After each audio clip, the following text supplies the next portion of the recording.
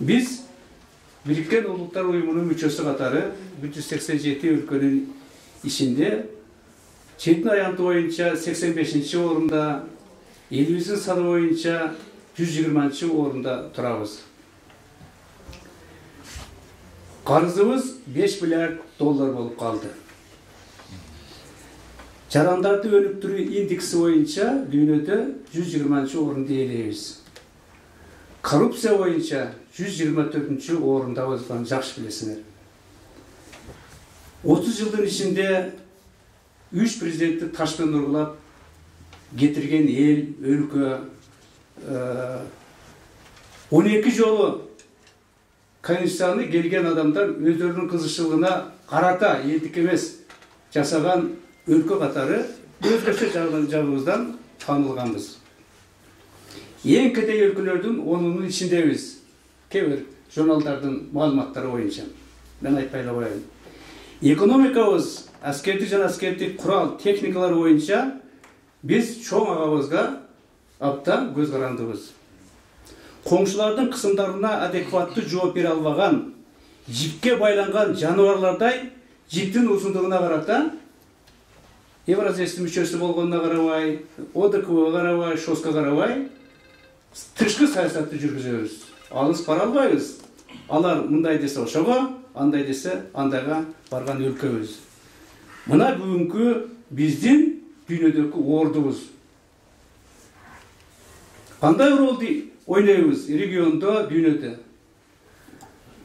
Эч кандай ролду ойной албай турган өлкөбүз. Тагыраак айтканда ролубуз 0. Регионда дагы, дүйнөдө дагы. Себеп дегенде ойнош үчүн көп нерселер керек. Жок дегенде мыйзамдуулук, экономиканын кубаттуулугу, күчтүү армия жана башка. Мына биздин бүгүнкү кебетебиз. Эмне кылыш керек?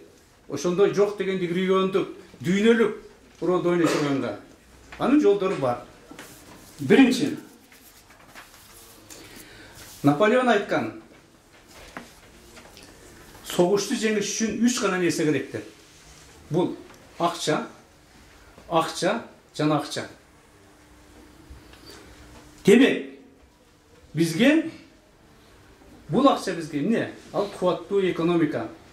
Демек, кубаттуу экономикасы бар өлкөнү курушубуз керек.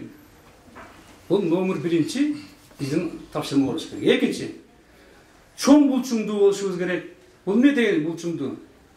Заманбап техника менен, курал менен камтылган күчтүү армияны түзүү.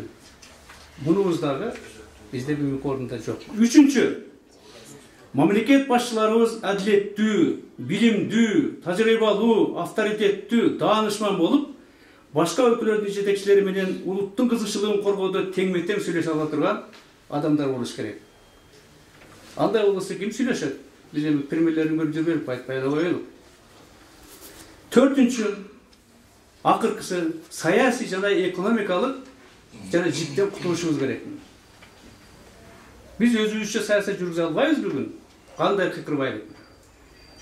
Мына ошондой үзүлгөндө гана географиялык жайгашкан жерибизге жараша, суу ресурстарыбыздын жакшылыгынын негизинде өзүбүзчө саясат жүргүзгөнгө мүмкүнчүлүк бар. Мына ушуларды аткарганда гана Кыргызстан региондо, мүмкүн дүйнөдө бир кандайдыр ролду ойногонго мүмкүнчүлүк ачылат. Ансыз болбойт. Бул биринчи суроого жооп. Экинчи, тагыраак көп сөз кылбай, элдин бейпил жашоосуна жетүүгө өлкөнүн коопсуздугун камсыз кылуу жана адамдын укуктары менен эркиндиктерин сактоо үчүн эмне керек дейт? Элдин бейпил жашоосуна кантип жетүүнү, адамдардын укуктары менен эркиндиктерин сактоо жолдорун 11-ci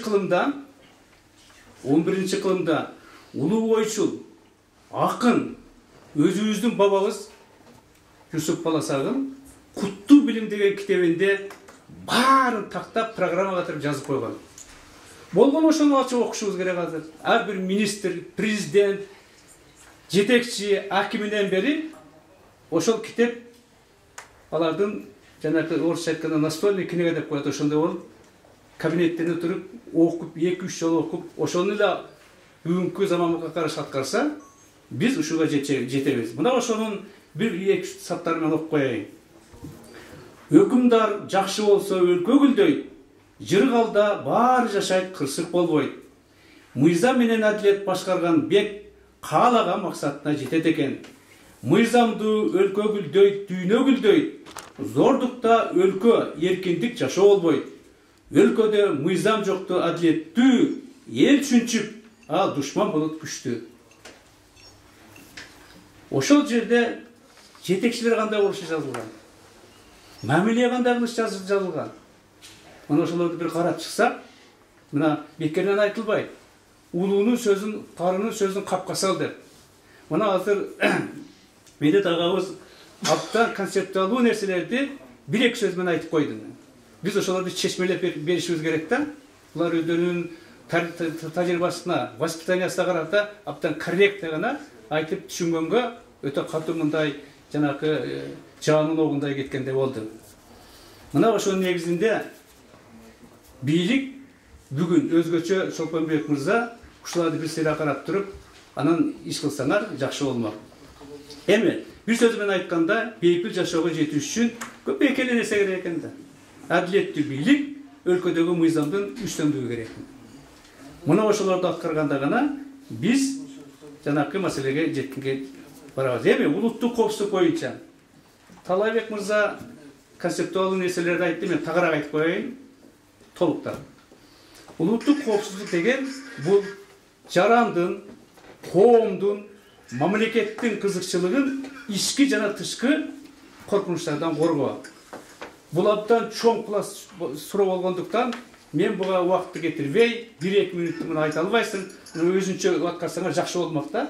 Ар бир класс боюнча кандай болуш керек деп бир сунушту берет эле. Ошол үчүн буга токтобой, мен 3-чү гана маселеге токтоп кетейин. Мамлекеттин идеология керекпи деген суроого өз пикиримди айтып коеюн. Албетте керек. Бүгүн биз абдан муктаж болуп турган учурубуз. Себеби мындай карап ойлоп көрсөңөр, батыштын идеологиясы бүгүн басты. Кантип? Эркектер менен жашагыла. Аял кыздар чечингиле. Силер өзүңөр атаңардан да кыйынсыңар, энеңерден да кыйынсыңар. Өзүң каалагандай жаша дегенди бизге сиңдирип атат. Же жалганбы? Башкасын айтпаганда. Ал эми түштүк батыштын идеологиясы экинчи жагынан басып кирип атат. Бул кандай идеология? Ал айтып атат. Эркектер дамбалы кийгиле, сакалыңарды мынандай койгулагын. Атаңардан улуу болуп көрсөткүлөгүн.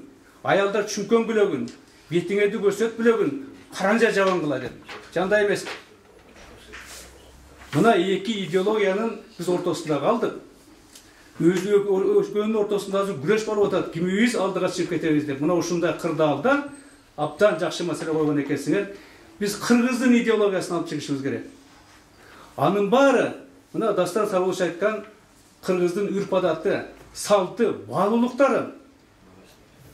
Мына ошондо гана биз өзүбүздүн ордубузду тапканга мүмкүнчүлүк алат. Мен ошо баалуулуктардан бир нерселерди айтып коеюн. Бизде эң кымбат нерселер бул эмне? Ата-эне, ата-мекен, ар-намыс. Ата-эне бул үй бүлө. Менин үй бүлөм кандай болуш керек? Мен аталарымда кандай үлгү алышым керек? Мен аларды кандай урматтап сыйлашым керек?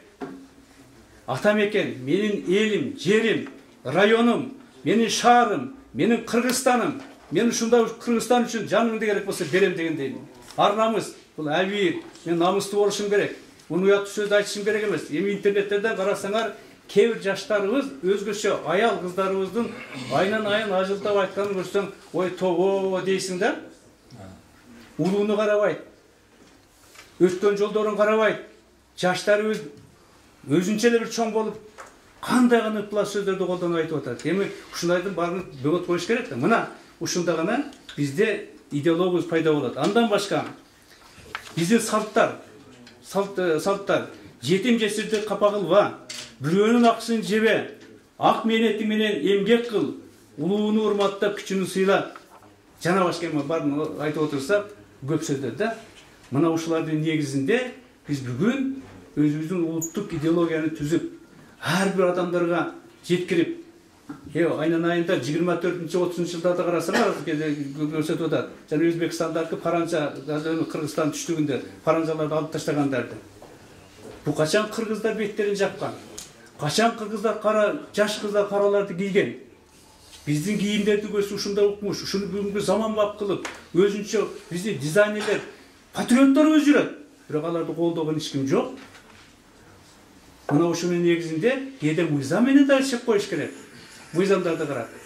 Ошондо гана биз азыркы 3-чү маселеге кайрылып, ошону жакшынакай алып барганга мүмкүнчүлүк